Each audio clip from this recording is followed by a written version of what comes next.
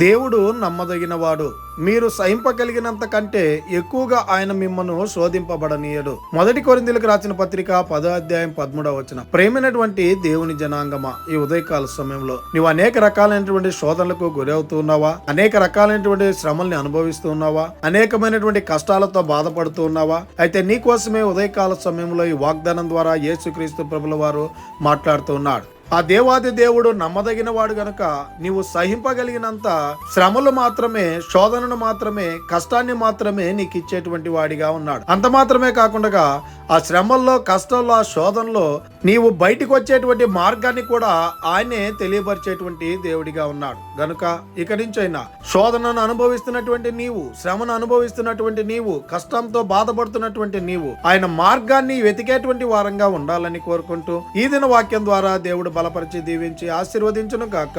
ఆమేన్. ప్రార్థన. మమ్మల్ని మిక్కిలిగా ప్రేమిస్తున్న ప్రియ పరలోకమందున్న మా తండ్రి, మీకే కోట్లాది వందనాలు, స్తుతి స్తోత్రాలు ప్రభా.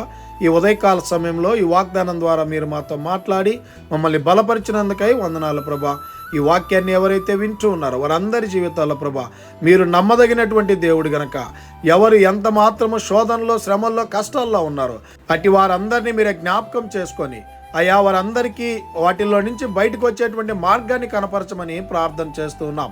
అయా ఉదయకాల సమయంలో 10th క్లాస్ ఎగ్జామ్స్ రాస్తున్నటువంటి బిడ్డల కొరకై ప్రార్థన చేస్తుండగా మంచి తెలివిని, జ్ఞానాన్ని, ఆయుష్ని, ఆరోగ్యాన్ని అనుగ్రహించి చక్కగా ఎగ్జామ్స్ రాయటకు కృప చూపించమని ప్రార్థన చేస్తున్నాం.